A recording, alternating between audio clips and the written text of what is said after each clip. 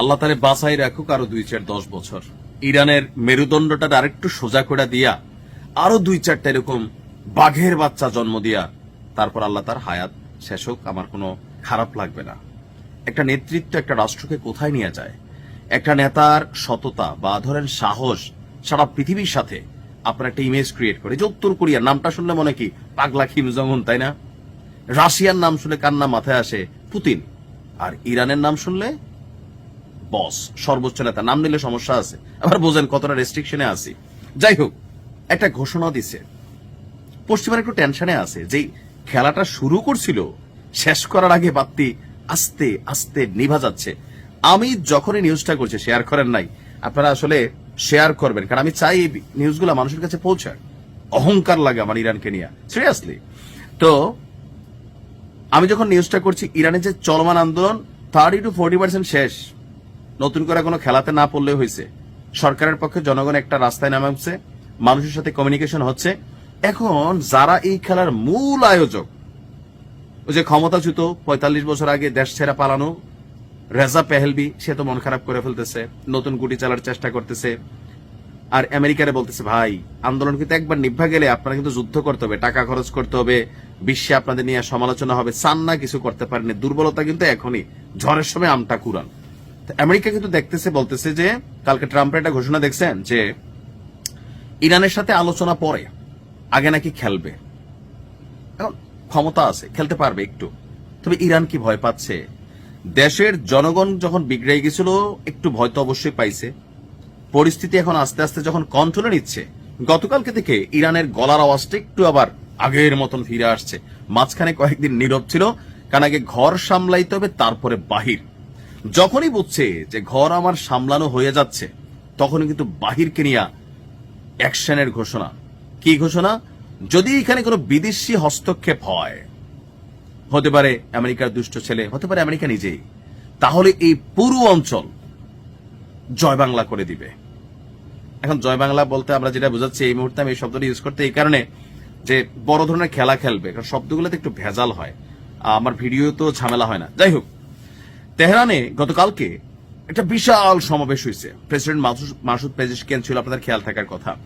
তো এর পাশাপাশি এটা অনলাইনে ভার্চুয়ালিও সেখানে প্রচারিত হচ্ছিল। সেখান থেকে কঠোর হুঁশিয়ারি দিয়েছেন একজনের নাম হচ্ছে মোহাম্মদ বাঘের গালিবাফ। নামের মধ্যে একটা বাঘ আছে, তো হুঁশিয়ারি তো আসবেই। সংবাদ মাধ্যম আল জাজিরার প্রতিবেদনটি বলছে যে এই নেতা বলছেন, সামরিক একজন ঊর্ধ্বতন কর্মকর্তা, যে ইরানের উপর কোন ধরনের হামলা হলে তার কঠোর পরিণতি হবে। বিদেশি হস্তক্ষেপ বলে এই পুরো অঞ্চলকে এরা দাউ দাউ করতে দেখবে। এই বক্তব্যের মাধ্যমে ইরানের সংসদ স্পিকার আবারও বিদেশি হস্তক্ষেপের আশঙ্কা এবং তার জবাবে ইরান কি রিয়েকশন দেবে, যারা ভাবতেছে ইরান পোতাই গেছে, কিছুই করবে না, তাদেরকে চোখে আঙ্গুল দিয়ে দেখাই দিচ্ছে উই আর রেডি টু খেলতে। পুরো ইংরেজি বললে ঝামেলা। এর আগেও আপনার বলা হচ্ছে, ইরানের রাষ্ট্রীয় টেলিভিশন থেকে আমরা যেটা দেখছি যে তার দুষ্ট ছেলে যেন বালিশ ছাড়া শুয়ে যায় আমেরিকার, এবং আমেরিকা নিজেও যেন বালিশ ছাড়া শুয়ে যায়। আর এরা হচ্ছে উপরওয়ালার কি ওই লেভেলের প্রতিবেশী, হচ্ছে না, যাদের সাথে ঝগড়া টগড়া হয়, দুশ্মন। নানান বক্তব্য আসছে, এমনকি এই চলমান আন্দোলনের মধ্যে মসজিদ থেকে শুরু করে বিভিন্ন জায়গায় যে জেনজির কিছু অংশ বিড়ি জ্বালাইলে প্রিয়া ছবি নিয়ে এরকম করছে, অনেকে অনেক কিছু এখানে ঘটাইছে, যেগুলোতে ধর্মীয় অনেক কিছু কানেক্টেড ছিল। এগুলা কি মানুষের কাছে পছন্দ হচ্ছে? হচ্ছে না।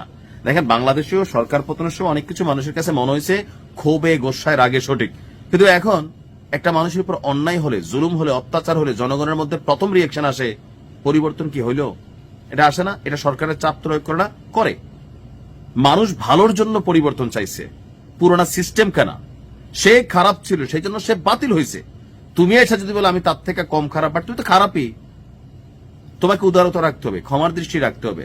তো সে খারাপ করে গেছে, এখন তোমার টাইম আসছে, তুমি খারাপ করবা, তো সে কি আর জীবনে আসবে না? এই দেশ কি কেউ লেখা দেওয়া হয়? প্রকৃতির খেলা কি বোঝা যায় না? কখনো এক মাঘে শীত যায় না। আপনি বাংলাদেশের মানুষের একটা চরিত্র আছে, ভালো আপনি আমার যাই করেন আমি মনে রাখি না রাখি, খারাপটা মনে রাখবো, এটি বাংলাদেশের মানুষের নীতি, তাই না? তো এই মুহূর্তে ইরানেও যারা এরকম একটা ভুল পথে চলে গেছিল তাদের বিরুদ্ধে জনগণ কিন্তু বুঝতে পারতেছে যে খেলাটা বাহিরের, পা দেওয়া যাবে না, পাতানো ফাঁদে খেলবে। ভান্ডার টান্ডার লারা দিছে, ভিতরে হয়তো কম আছে আমি জানি, আমেরিকার সাথে পারবে না, তারপরেও সাহসটা জরুরি। আর মিত্রশক্তি হিসেবে রাশিয়া, চীন এটা ব্যাকআপ আছে। আর এত বড় আন্দোলন থেকে ঘুরে যদি একবার ইউটার্ন নেওয়া যায়, এই জাতিরা আরেকবার এরকম বিক্ষোভ করাইতে 45 বছর লাগবে। মনে রাখেন, যে আন্দোলনটা হয়েছে, শেখ হাসিনা যদি কোন রকমের আন্দোলনটাকে কন্ট্রোল করে ধরেন, উনি টিকা যাইতো আগামী 2041-এর আগে, অথবা শেখ হাসিনার নিজের মৃত্যু না হলে আওয়ামী লীগের হটানো কখনোই যেত না। বাট এই হটানোটাতে আওয়ামী লীগের জন্য ভালো হয়েছে। আমি বলি কেন, অনেকের সাথে অন্যায় অত্যাচার হয়েছে সেটা আলাদা। টানা ক্ষমতায় থাকলে অহংকার তৈরি হয়, মানুষের কথা বুঝতে কষ্ট হয়, জনগণের সাথে সম্পর্কের দূরত্ব হয়, তেলবাজ লুটেরা বিভিন্ন মানুষের আগমন হয়, সরকার রাজনীতিগুলার কাজ করে না। আওয়ামী লীগের এখান থেকে যে ভুলগুলো ছিল, শিখার মতন 1001টা জিনিস আছে। শিখতে হবে, বুঝতে হবে। নেতাদেরকে, কর্মীদেরকে, এখন সারা বাংলাদেশে আওয়ামী লীগের তৃণমূলের কর্মীরা দম দিয়ে ফেলতেছে, ভাতও তো পায় না আওয়ামী লীগের সময়, জেল খাটছে, মামলা খাইছে নিজের দল থেকে। কেন? আজকে তাদের মূল্যায়ন। আবার ক্ষমতা আসলে এগুলোর বেইলও থাকবে না। বিএনপিতে আপনি দেখেন, সব তৃণমূলের সব ত্যাগী নেতা কর্মীকে এই মুহূর্তে মূল্যায়ন পাচ্ছে? অবশ্যই না। আমি নিজেই তো চিনি ভাই কয়েকজন রে, কোনো কিছু নাই, এখন সাইলেন্স হয়ে গেছে। 17 বছর ধরে কথা বলতো সোশ্যাল মিডিয়াতে, আমি যখন থেকে কানেক্টেড অনেকটাই দেখছি কথা বলছে, এখন চুপ। তো মাঝে মাঝে জিজ্ঞেস করি ভাই কি, না যাক, দল ভালো আছে, এটা দেখতে ভালো লাগে, এটা মনে থেকে অভিমান। উইরা এসে জুইরা বসে কেউ টাকার বান্ডিল আনছে, কেউ জোটের ভাটি গাচ্ছে, এটা সেটাতে হয় কি, ভিতরে অভিমান চলতে থাকে। মনে করে যে যাক, আমি তো দল থেকে কোনো কিছু পাওয়ার আশা করি নাই, দল ভালো আছে, আমি তো অন্তত একটু জিনিস থেকে ভালো আছি, এতটুকুই তাদের প্রত্যাশা। আর এরাই হচ্ছে প্রত্যেক দলের প্রাণ। ঝটিকা মিছিলে হয়তো 10টা পোলার মধ্যে 5টা পোলা আপনি মনে করবেন যে মুখোশ পড়া যায় টেকায়, 2টা পোলা অরিজিনাল যায়। বিএনপির সময়ও রাজপথে ছিল না, জামাত কৌশলে রাজনীতি করছে, টেকনিক্যালি করছে, বাট করছে। কিন্তু নেতা কর্মীদের অবমূল্যায়ন করা হয়েছে আওয়ামী লীগের পক্ষ থেকে প্রচুর। এই ডাক্তার মুরাদের মতন 3rd ক্লাস লেভেলের লোক, এরা অনেক ক্ষতি করছে শেখ হাসিনার। যে অ্যাকশন নেওয়া দরকার ছিল এরকম হয় নাই, যে শাস্তি দরকার ছিল এগুলো পায় নাই, অন্যরা এরকম হয়েছে। তো এগুলা থেকে দেখেন, একটা সরকার, ইরানের বিষয়টা টোটালি আলাদা। ইরানের জনগণের সাথে যদি ইরানের সরকারের হয়তো আমি বলতাম যে পতন হোক, 45 বছর একটা সরকার, আমি তো চাই না যেই দেশেরই হোক, কারণ ওই দেশের জনগণ কথা বলতে পারবে না, সিস্টেম হ্যাং হয়ে যাবে। বাট এটা একটা সিস্টেম, এখানে কিন্তু ভোট হয়। ইসলামিক রিপাবলিক হোক, যেই রিপাবলিক হোক, স্বাধীন চেতা নেতারাও তো দাঁড়ায় না, ও মুসলিম নেতারাও ভোটের সুযোগ পায়। ইরানের বিষয়টা টোটালি আলাদা। আলহামদুলিল্লাহ, ইরান ব্যাক করছে। ভালো থাকুন।